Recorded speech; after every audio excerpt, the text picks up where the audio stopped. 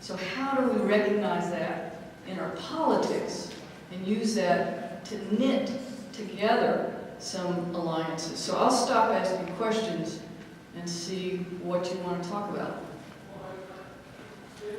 Make sure you speak loudly so everybody can hear you. In regards to your first question, don't they already have the Great Lakes Cooperative? Are they already talking to each other? The question is, isn't there already a Great Lakes Cooperative? There is a Great Lakes Compact. It hasn't yet been ratified or passed by every single state. And as I understand it, these are, what they're proposing to do is still within whatever guidelines there are for the amount of ammonia and suspended solids that can discharge. Now, those regulations need to be updated, and the good news is this is animating a lot of people to work on that. But there's nothing at the moment. On the air emissions, there may be standing to sue. I don't know if we can get them on the water. Joe? We just had hearings today in Chicago City Council on this, and both BP and the Indiana EPA, whatever they call themselves, and the federal EPA declined invitations as part of the City Council to attend. Under Illinois law, we do have the power, rarely is open, we do have the power to actually subpoena people to come before the City Council to testify, so that is an option that we're currently exploring.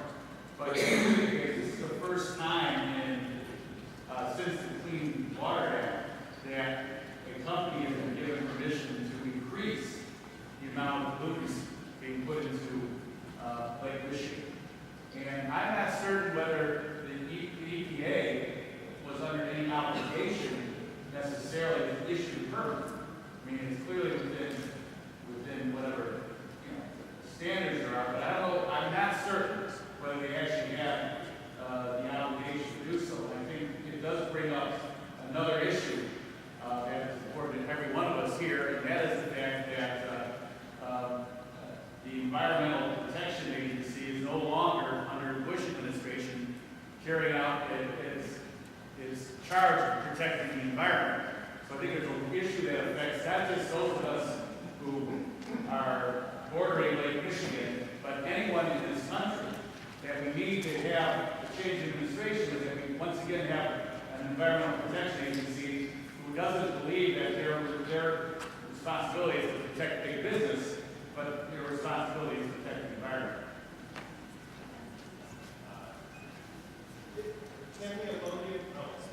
Can the ammonia be reclaimed? The question is, can the ammonia be reclaimed? BP has been saying that they do not have room at their refinery site to build the additional capacity to treat this additional ammonia and suspended solids. Now, some people are questioning whether that's indeed the case, and there's some more fact-finding that needs to be done. I've actually had an idea of where the agency that I now am involved with might be able to treat this increase at our wastewater treatment plant in the Calumet area in the south suburbs. But I'm running up against some opposition in my own agency because there are jurisdictional issues and so on. But it would, if we were able to do that, it would keep it out of the lake. And again, this is the kind of outside-the-box approach. I think our problems now are regional, and the solutions are going to need to be regional. So how do we, again, get beyond these political boundaries to address some of these questions? Yeah? Well, I was just going to say, and this is sort of built on the work we've done with the Midwest High School Rail Association, we have a group of people who have sometimes divergent beliefs, but they have attacked the rail as a Republican or Democrat. Some are conservationists, some people just like train. And I think building on what we learned from this council, certainly people not showing up. I mean, as groups, as conservation groups and other groups, can all talk to each other and say, hey, we think this is a bad idea. We can all pray a lot for the president to make a decision that's not going to happen.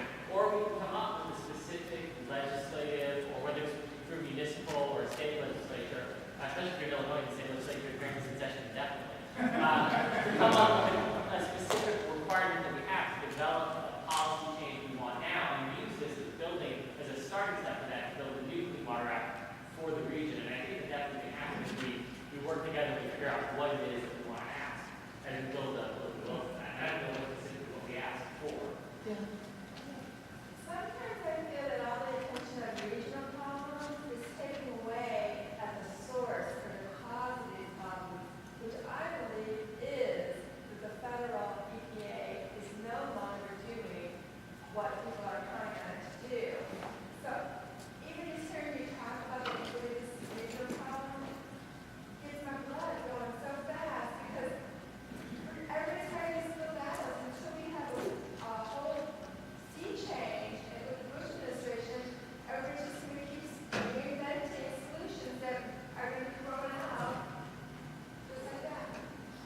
Well, one of the issues is I think that we have seen a number of states step up and pass legislation that's more progressive in the environmental and conservation realm than the feds because they can't wait for the feds to take action. And there is a role for states to play and for even municipalities. So I think it's important to act on whatever level we can, and it's multiple levels at once. That's my view. Yeah. Thanks, Ellen. I had a good fortune of hearing you speak at Green Breaks a couple months ago about issues related. For those of you in Chicago who have an interest in environmental issues, check out the Green Breaks program. It's usually once a month. Talks about the environmental things. So it's just fun. There's an opportunity here, and my fear is that we as progressives often tend to try to divorce issues like environmentalism and energy independence into things where I feel I need to augment facts you present just to provide a broader perspective. What's going on with the Whiting plant, there hasn't been a new U.S. oil refinery built in 30 years in the U.S. And what they're doing in the Whiting plant, the BP is investing $2 billion to upgrade it because what it currently processes is light sweet crude from Western Ontario, which is the easiest type of oil in the world to refine. What's worth claims. There are about 5 billion barrels of crude reserves in that combustion canyon. It's running out. A little bit further west and north, there's 180 billion barrels of Alberta sand towers, which is what they're converting the plant to do. And that's literally unlimited supply. That's the second largest amount of great, extremely dirty crude reserves in the world after Saudi Arabia. So this notion of saying, look, we're trying to help American energy independence by doing this, there's a price to pay. It's not just easy to do jobs. I mean, it's saying the price to pay is there's going to be a little bit of environmental stink with this. If we just say, well screw the energy aspect, we're going to ignore the facts of the oil import reality and say you can't do this, and not think through the whole issue. We come across a bunch of wires. And so the proper perspective, the proper opportunity here is to say, how can we do the right things with energy independence, but also make sure we're protecting the environment, because that's what part of the solution to do. Thank you for expanding that. And there are additional aspects to this. And one is that there are, in the air emissions that will be generated from processing this Canadian crude, as I understand it, there will be more mercury emissions that will go into the lake. And that in order to process this crude, it may require 3 times as much energy input to do so. So then there are the greenhouse gas emissions part of it. And I'm told that a number of folks in Canada, where this is coming from, are opposed to it because of some of the process required for extracting this type of crude. So there are many layers of it, indeed. Barbara. I just like to always point out that the Great Lakes are also 1/5 of the entire world's fresh water. So I think when we talk about Michigan, Indiana, 1/5 of the water now is global warming, and water being probably a problem over the next 50 years. We should really remember that. I'd like to point out a couple of things. We can find other things to run our transportation system on, besides oil. The other thing is, it's been this about, there hasn't been a new refinery built in this country in 20 years, 40 years, or whatever. What a straw man. There's a reason for that. We haven't needed it. The oil companies shut down refinery capacity in the 1990s so they could buck up the price of gasoline. It's a mature industry. They have all the refinery area that they need. When they want to add more, they upgrade. They do what they're doing in BP. They do it down in Houston or wherever they have refineries in this country. But the fact of the matter is, oil companies don't want to build new refineries in your backyard because of the NIMBY issue. They have the places where they need them. And like I say, it's a mature industry. They don't need more capacity.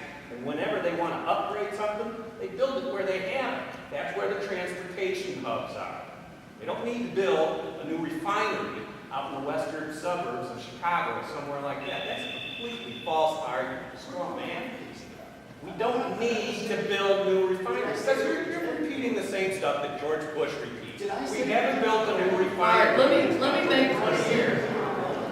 make an additional, You don't need to build it. let me make another point, and it'll be interesting again to watch whether any of the conservation organizations or others make this pivot. And that is, by and large, much of the pollution nowadays is not from the end of a pipe or the end of a smokestack. Yes, some of it still is, and it's very convenient to want to plug up that smokestack or pipe. But we also need to ask everyone who's signing those petitions and ask ourselves, what can I do to protect water quality and improve water quality? And that has to do with the fertilizers we use on our lawns, the pesticides we use in our gardens, the salt we put on our driveways and sidewalks and roads, and a whole host of other things that we are the sources of much of the water pollution in the lakes and our rivers and streams.